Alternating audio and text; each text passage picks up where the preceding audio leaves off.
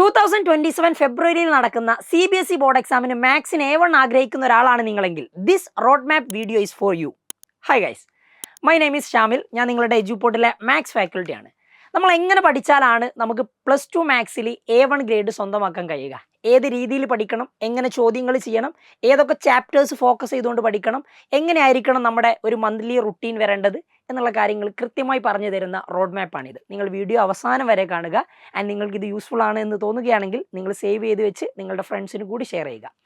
ആദ്യം നിങ്ങൾ അറിഞ്ഞിരിക്കേണ്ട കാര്യം, നമ്മൾ CBSE +2 മാത്സിൽ എത്ര ചാപ്റ്റേഴ്സ് ഉണ്ട്, അതെങ്ങനെ പഠിക്കണം ആൻഡ് അതിൻ്റെ ഒരു ഡിഫിക്കൽട്ടി ലെവൽ എങ്ങനെയാണ് എന്നുള്ളതാണ്. ഫസ്റ്റ് ഓഫ് ഓൾ നമുക്ക് പഠിക്കാനുള്ളത് 13 ചാപ്റ്റേഴ്സ് ആണ്. ഈ 13 ചാപ്റ്റേഴ്സിനെ നമ്മൾ ഈസി, മീഡിയം, ഹൈ ഫോക്കസ് എന്ന് കാറ്റഗറൈസ് ചെയ്യുകയാണെങ്കിൽ നിങ്ങൾക്ക് വളരെ ഈസി സ്കോറിംഗ് ആയുള്ള ചാപ്റ്റേഴ്സ് വരുന്നത് matrix, determinants, LPP, vector, 3D പോലത്തെ ചാപ്റ്റേഴ്സ് ആണ്. ഇത് പഠിക്കാൻ വളരെ ഈസിയാണ്, പക്ഷേ എക്സാമിന് വരുന്ന സമയത്ത് ചോദ്യങ്ങൾ കുറച്ചുകൂടി ബുദ്ധിമുട്ടായിരിക്കും.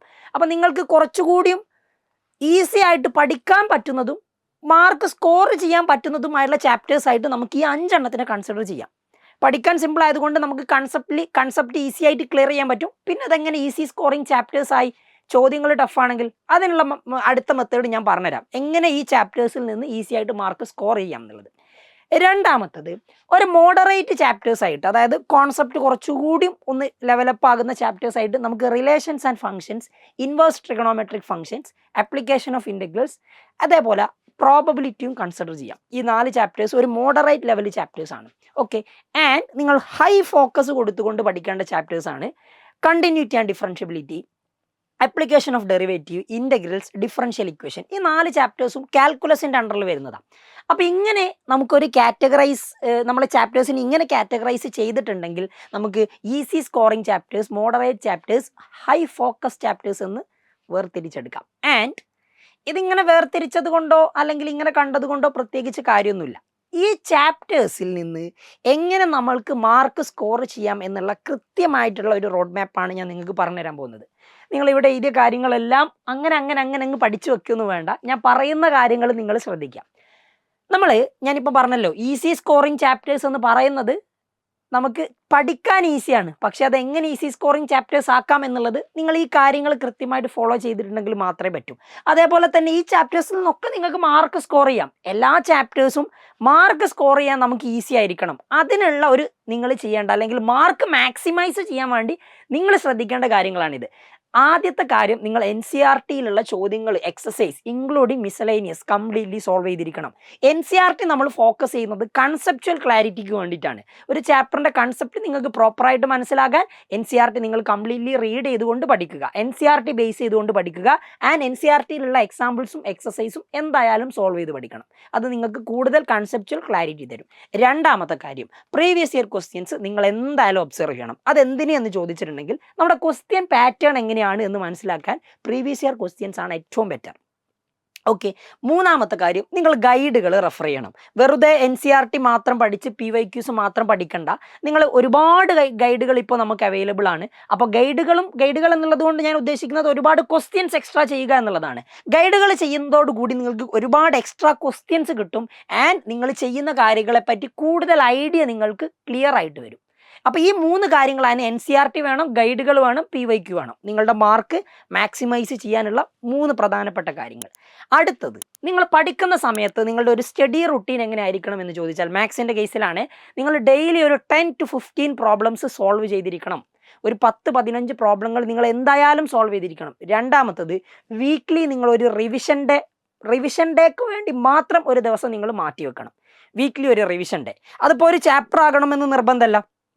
ഒരു ചാപ്റ്ററിലെ ഹാഫ് ടോപ്പിക്കോ അല്ലെങ്കിൽ ഒരു 75% വരുന്ന ടോപ്പിക്കോ, ഇനി അതും ഇല്ലെങ്കിൽ ഒരു ചാപ്റ്ററിൻ്റെ ഏതെങ്കിലും ഒരു ടോപ്പിക് ആണെങ്കിലും നോ പ്രോബ്ലം. പക്ഷേ വീക്ക്ലി ഒരു റിവിഷൻ ഡേ നിങ്ങൾക്ക് ഉണ്ടായിരിക്കണം. ആൻഡ് അടുത്ത കാര്യം, മന്ത്ലി നിങ്ങൾ പഠിച്ച ഒരു ചാപ്റ്ററിൻ്റെ ഫുൾ ചാപ്റ്റർ ടെസ്റ്റ് ഉണ്ടായിരിക്കണം.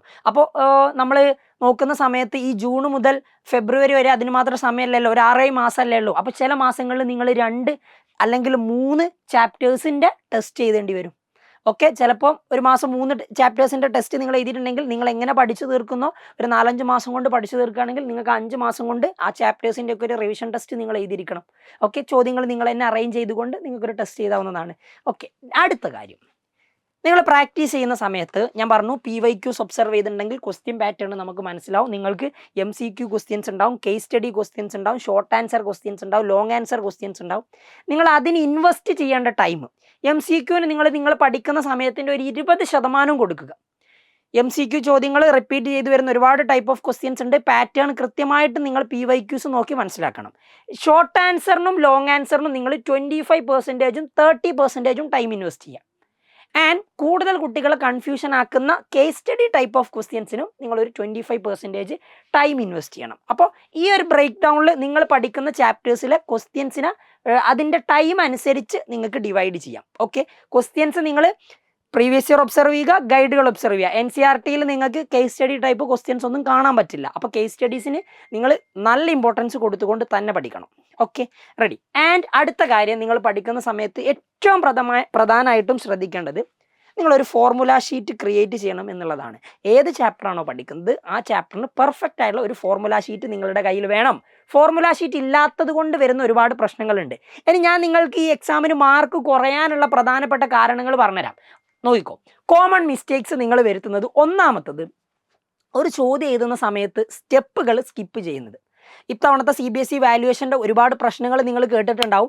ആ CBSE വാല്യുവേഷനിലൊക്കെ ഉള്ള വിഷയമാണ് സ്റ്റെപ്പുകൾ ക്ലിയർ ആകാത്തത് മൂലം ചോദ്യങ്ങൾക്ക് PDF സ്കാൻ ചെയ്തതായിരുന്നല്ലോ. അപ്പോൾ ചോദ്യങ്ങൾക്ക് 0 മാർക്ക് വരെ കൊടുത്തിട്ടുണ്ട്. അപ്പോൾ സ്റ്റെപ്പുകൾ, നിങ്ങൾ എഴുതുന്ന സ്റ്റെപ്പുകൾ ക്ലിയർ ആയിരിക്കണം. ആൻഡ് അത് സ്കിപ്പ് ചെയ്യരുത്. സ്റ്റെപ്പുകൾ ക്ലിയർ ആയിരിക്കണം, ഒരു സ്റ്റെപ്പ് പോലും സ്കിപ്പ് ചെയ്യരുത്.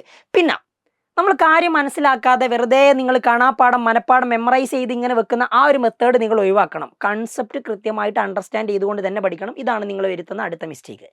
ആൻഡ് നെക്സ്റ്റ് വൺ ഈസ്, നിങ്ങൾ ഡിഫിക്കൽട്ട് ചാപ്റ്റേഴ്സ് സ്കിപ്പ് ചെയ്യും. ഇൻ്റഗ്രൽസ് ഒരു കുട്ടിക്ക് ബുദ്ധിമുട്ടാണെങ്കിൽ അതിൽ ചോദ്യങ്ങൾ ചെയ്യേണ്ട എന്ന് വിചാരിച്ച് അത് സ്കിപ്പ് ചെയ്യും. ഇൻ്റഗ്രൽസ് സ്കിപ്പ് ചെയ്തിട്ടുണ്ടെങ്കിൽ ആപ്ലിക്കേഷൻ ഓഫ് ഇൻ്റഗ്രൽസ് ബുദ്ധിമുട്ടായിരിക്കും, ഡിഫറൻഷ്യൽ ഇക്വേഷൻസ് ബുദ്ധിമുട്ടായിരിക്കും. അപ്പോൾ ഒരിക്കലും എന്ത് ചെയ്യരുത്, ഡിഫിക്കൽട്ട് ആയിട്ടുള്ള ചാപ്റ്റേഴ്സ് സ്കിപ്പ് ചെയ്യരുത്. അതെന്തായാലും പഠിക്കണം. നമുക്കൊരു ചാപ്റ്റേഴ്സും സ്കിപ്പ് ചെയ്യാൻ പറ്റില്ല. A1 ആണ് നമ്മൾ ലക്ഷ്യം വെക്കുന്നതെങ്കിൽ ഒരു ചാപ്റ്ററും സ്കിപ്പ് ചെയ്യാൻ പാടില്ല. Not the point. ആൻഡ് അടുത്തത്, നിങ്ങളുടെ പ്രോപ്പറായിട്ടുള്ള റിവിഷൻ ചെയ്യാത്ത പ്രശ്നം. ലാക്ക് ഓഫ് റിവിഷൻ വളരെ പ്രശ്നമാണ്. ഇതെല്ലാവർക്കും ഉള്ളൊരു എല്ലാവരും വരുത്തുന്ന ഒരു കോമൺ മിസ്റ്റേക്കാണ്. പ്രോപ്പറായിട്ട് റിവിഷൻ ചെയ്തിട്ടില്ലെങ്കിൽ നിങ്ങൾക്ക് എക്സാമിന് നല്ലതുപോലെ ആൻസർ ചെയ്യാൻ പറ്റില്ല. അപ്പോൾ proper revision, that's A very important thing. Okay, and ഇത്രയും കാര്യങ്ങൾ നിങ്ങൾ അടിപൊളിയായിട്ട് ചെയ്യുകയാണെങ്കിൽ നിങ്ങൾക്ക് എന്തായാലും നിങ്ങളുടെ ടാർഗറ്റ് എന്താണോ A1 ആണെങ്കിൽ അത് കിട്ടിയിരിക്കും. ഇമ്പോർട്ടൻറ്റ് തിങ് നോട്ട് ചെയ്യുക. കൺസിസ്റ്റൻ്റ് ആയിട്ട് വർക്ക് ചെയ്യണം, പ്രാക്ടീസ് ചെയ്യണം, പ്രോപ്പർ റിവിഷൻ വേണം. എങ്കിൽ നിങ്ങൾ ആഗ്രഹിച്ച ഒരു റിസൾട്ട് നിങ്ങൾക്ക് കിട്ടും. ഇതാണ് നിങ്ങളുടെ മാത്സ്, +2 മാത്സ് ഫെബ്രുവരി ആകുമ്പോഴേക്ക് നിങ്ങൾ പഠിച്ചു തീർക്കേണ്ട ഒരു റോഡ് മാപ്പ് എന്ന് പറയുന്നത്. ഈ രീതിയിൽ ഒന്ന് പഠിച്ചു നോക്ക്, എന്തായാലും നിങ്ങൾക്ക് അതിൻ്റെ ഒരു മാറ്റം കാണാൻ പറ്റും. കൂടുതൽ കാര്യങ്ങളുമായിട്ട് നമ്മൾ വീണ്ടും വരാം. നിങ്ങൾ ഈ ചാനലിൽ പുതിയതാണെങ്കിൽ ചാനൽ സബ്സ്ക്രൈബ് ചെയ്യുക, വീഡിയോ നിങ്ങളുടെ ഫ്രണ്ട്സിനൊക്കെ ഷെയർ ചെയ്യുക. അപ്പം